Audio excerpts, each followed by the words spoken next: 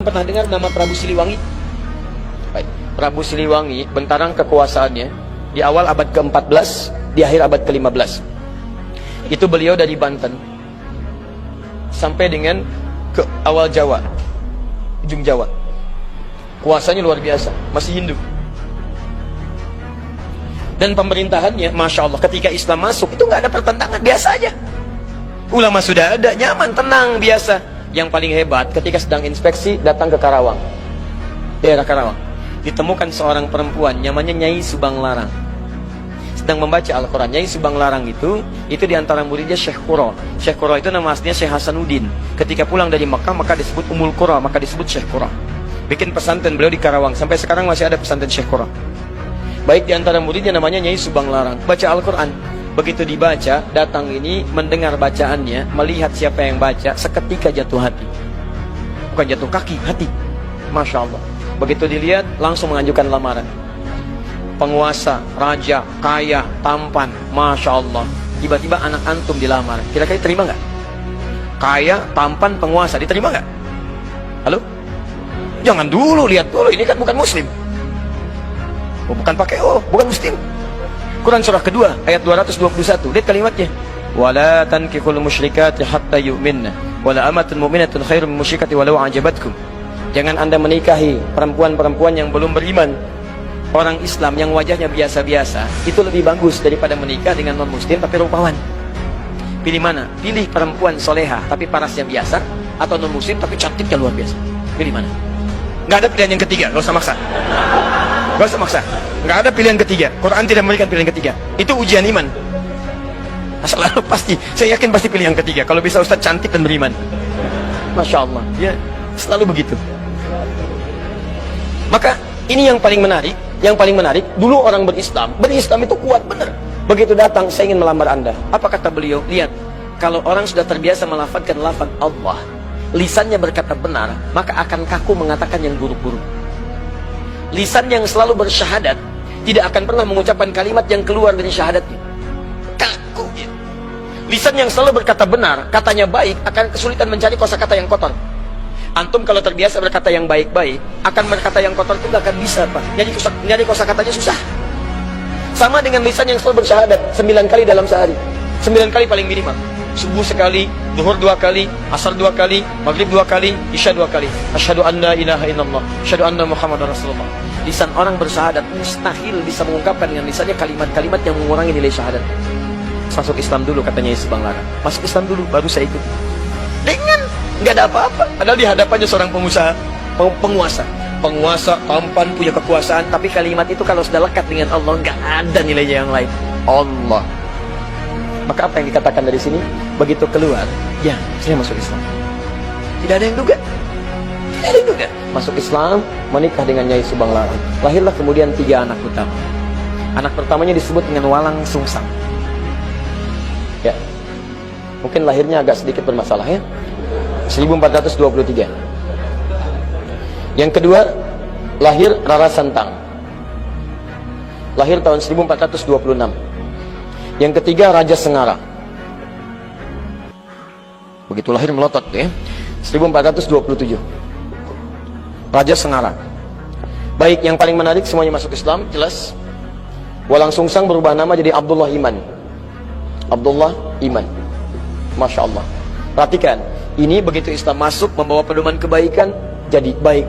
Dengan Hindu gak ada masalah, dengan Buddha gak ada masalah. Tiba-tiba masuk Islam dan berubah jadi kebaikan. Tiba-tiba apa yang terjadi? Ini yang mau saya tunjukkan. Ini berubah jadi Abdullah Iman. Kemudian ini Rara Santang berubah jadi Syarifah Mudaim. Syarifah Mudaim. Pergilah haji. Saat pergi haji itu, tiba-tiba setelah selesai mau kembali, datanglah seorang laki-laki yang melihat Syarifah Mudaim, kemudian jatuh hati, minta kepada kakaknya Abdullah Iman untuk melamarnya. Maka diizinkan, menikahlah kemudian. Menikahlah Syarifah Mudaim dengan seorang laki-laki itu. Namanya siapa? Namanya Syarif Abdullah. Berasal dari Mesir. Maka diboyonglah ke Mesir. Saya simpan dulu di sini. Abdullah Iman kemudian pulang ke Nusantara, bertemu lagi dengan bapaknya. Setelah pulang, Prabu Siliwangi punya gelar Pamanah Rasa, namanya Manah Rasa. Ditugaskanlah kemudian untuk membimbing daerah. Lihat, mulai membimbing sekarang. Daerah yang sangat kumuh, saking kumuhnya disebut dengan lemah wungkuk. Lemah wungkuk.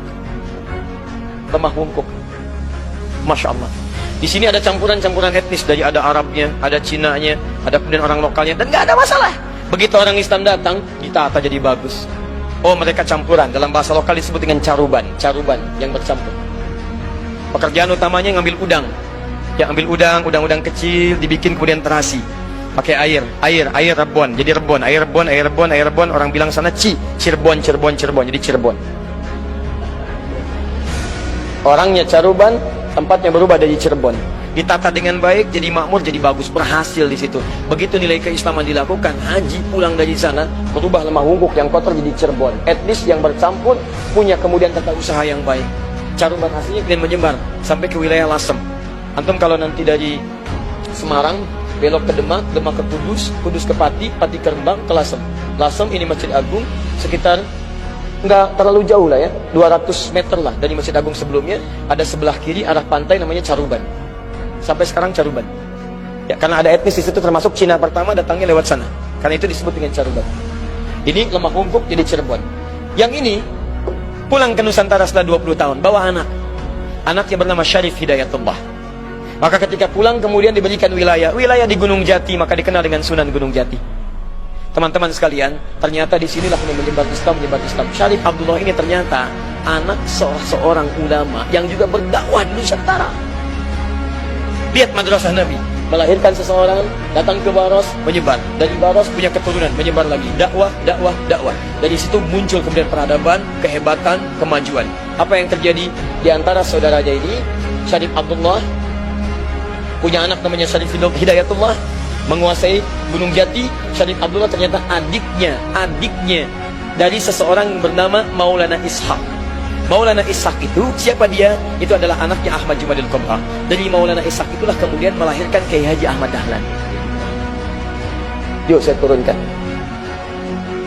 Kiai Haji Ahmad Dahlan nama asalnya Muhammad Darwish. Dan beliau belajar dengan saudaranya Muhammad Hashim bin Ash'ari.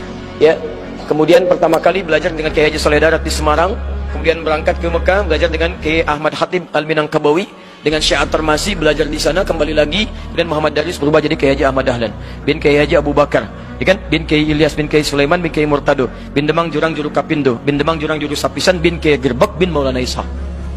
Sama persis dengan beliau mendirikan Muhammadiyah kemudian tanggal 18 November 1912. Sama persis dengan nasabnya Kiai Haji Muhammad Hashim bin Ash'ari yang mendirikan Nahdlatul Ulama tanggal 31 Januari 1926. Beliau Kiai Haji Muhammad Hashim bin Ash'ari bin Abdul Wahid. Abdul Wahid nama aslinya bin Abdul Wahid bin Abdul Halim. Abdul Halim nama aslinya Pangeran Benawa, dikenal dengan Sultan Hadiwijaya. Bin Abdullah bin Abdul Fattah, dikenal dengan Joko Tingkir. Ya, kemudian bin Abdul Aziz bin Abdul Rahman bin Maulana Ishaq. Ya, Walid Raden Ainul Yakin. Siapa Maulana Ishaq itu? Anaknya Ahmad Jumadil Kubra. Siapa Ahmad Jumadil Kubra itu? Keturunan dari Ali Zainal Al-Kabir. Ali Zainal Al-Kabir anaknya Ali Zainal Abidin. Ali Zainal Abidin keturunan dari Al-Husain. Al-Husain adiknya Al-Hasan. Al-Hasan anaknya Ali bin Abi Thalib radhiyallahu ta'ala anhu. Ali bin Abi Thalib suaminya Fatimah Az-Zahra. Fatimah putri Muhammad sallallahu alaihi wasallam.